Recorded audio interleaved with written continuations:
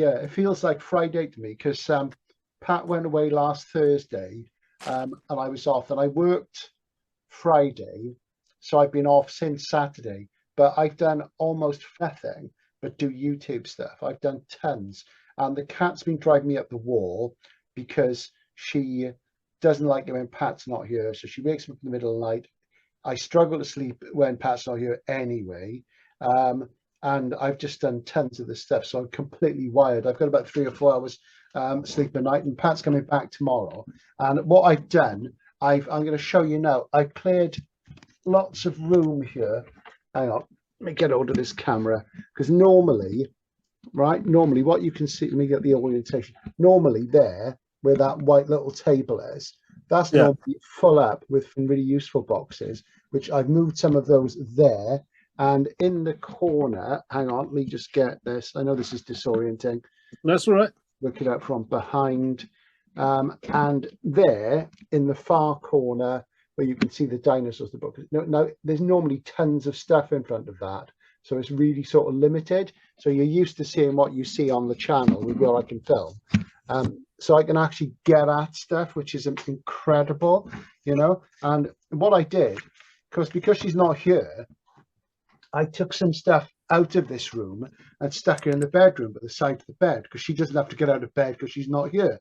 So I've got tons more room. I'm still compromised, but it's just beyond. I mean, something I did it must be about 10 years ago, up above the computer, above my head, there used to be 3 or 4 shelves, and they had A format Penguin classics and things on them.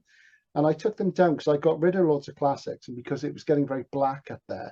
And I thought, I'm going to regret this. And it was a complete fail because, of course, there was something like, I don't know, 180 books on it. It was really handy, but there you go. And there, of course, you can see all this stuff. So, and I filled up under the bed. I've been buying really useful boxes, and I've got one more on order, and I keep sneaking them under the bed. And I don't know where I'm going to put it. I've got rid of about 50 paperbacks recently. But I went down, I sold some on eBay. I gave a load to Nick. I gave a load to Dorothy House. I sold some down the market because I've burned down Hay on Wye. I've burned down Zardoz pretty much. Morris has got 1 or 2 things I'd like. But I need to go see Bob again, and I need to film his collection, which he's willing to do now.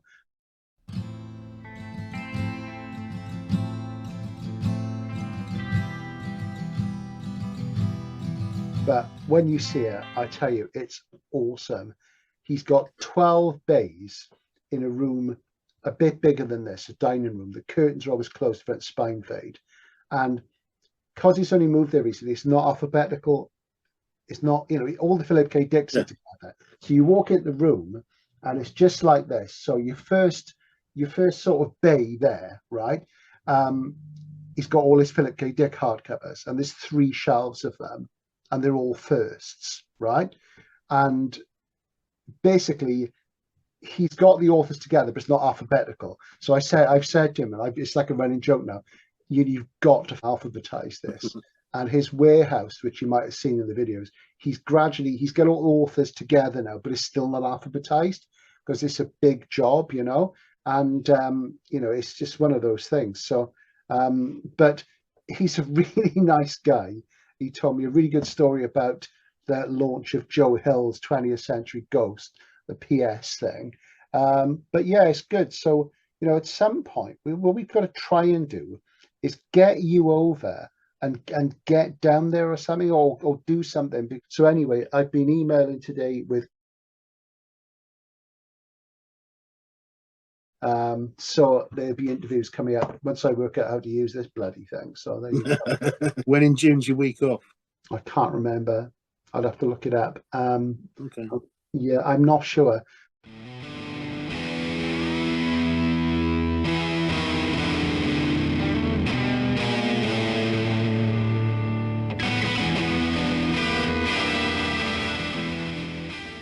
But that week, I'm not sure what. I haven't really got any plans for that week. I haven't taken a holiday since I started doing this, but I haven't been shooting and stuff. Right. So I am thinking, apart from, I'm supposed to go down to Andy at Cold Tonnage then, I might want to delay it a bit, because I think after I go to Capri, I'm not going to be spending loads. I'm not going to be buying any stuff there, but there will be costs, So I need to recover. It's not cheap, is it? No, I need to recover things a bit. Obviously, I paid for the flight and the hotel and that, but it's the food and the bits and bobs and things. But yeah, it's the extra bits. The food's not cheap over there, is it? Yeah, the food's not cheap, and there's the extras of transport and stuff and that. So, but I am looking forward to it. I'm hoping the weather's going to be good. If it's not, then things, it's usually good that time of year. And I'm putting together my itinerary for what I'm going to film. I've had to buy a load of kit for that, batteries and SD cards and stuff, which isn't cheap. So, and then I'm gradually going to work on that stuff throughout the summer, and I'm going to release it in the autumn, because I want it to be as good as it can be. But yeah, so it's good to have this as a project, but it does mean I don't get much actual reading done. I am spending an awful lot of time on it, it's that thing. But if I can keep pushing it, I'll see where I am after 2 years. Yeah, it's good. But even though it's been a tiring week, it's been just good to have a bit of me time as well, to work on the project and things, and that's what you need. Yeah. So this you've had a quiet week then? So far, yeah, I've not really. Mum's gone away today, so I'm kind of stuck. Yeah. Mum's gone to see her friends on the mainland. Yeah. So I'm stuck. I can't. I went into Newport on the bus this morning, and that's 2 hours on the bus, where it's it takes like 20 minutes. Obviously. Yeah, because it takes 20 minutes to drive it. It's an hour on the bus. Yeah, bizarre, isn't it? It's strange but true. At least the bus is only £2 at the moment. Yeah. Because of the government scheme. Yeah, because it's gone down in Bath as well.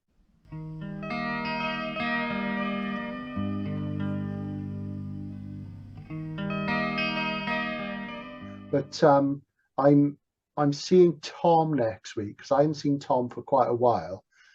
He went to a book launch last night in Bristol, and I texted him this morning. He said, "Sorry, I've been in touch. I'm still throwing up after last night." And I think he was joking, but it was this girl's start. You never know with Tom. Her second novel came out, and I'm going over. Stark Holborn, her name is. Oh yeah. Yeah, she did a book called 10 Low, and I think it's a sequel, and it's like a space western. And she looks quite sort of punky, and I'm going over to Bristol next Wednesday, meeting her and Tom. And I'm doing an interview with her then. And I'm going to talk about westerns, because there's stuff on her channel about westerns. We've been talking about it for ages. And it's a chance to see Tom as well, which would be good, because I've not seen him for a while. I've seen Nick recently. Nick's into his collecting of A formats these days. Other than that, like I said, I've seen Graham, I've seen Jules. But, it is a treadmill now. If I'm not at work and in pain in my feet, I'm at home doing YouTube. But I am collecting like mad. I tell you what I got. Let me just grab it. I'll show you now. You'll want to see this. Hold on. And what I've got here is the edition of Roadside Picnic with the Dave McKean art. Right? Oh, very nice. Right? Now, this is 50 notes. Now, there's a limited edition, which is a lot more, something like 150, 200, so it must be signed by McKean or something. So, and I barely looked at it, but I did the unboxing, and that'll go up on the channel tomorrow, actually. And it's even got a little introduction by McKean in it about the artwork, and there's lots of artwork in it. And I thought, because it was him. Now, the thing I find with folio is whenever you leaf through to look at the pictures, you can never find the things. So, bear with me. And of course, you think of Bacon. Yeah. As you do, he does lots of multimedia stuff. Yeah, it's like sort of Francis Bacon. So really, really nice. Yeah. So I thought, because I'm never going to raise the £400 or £500 for a regular hardcover first of Roadside Picnic, and that's a different translation anyway. So I got that, and I also got Jaws and Planet of the Apes as well. So there you go. It happened in 1983, or maybe 1984. The factory was still new then.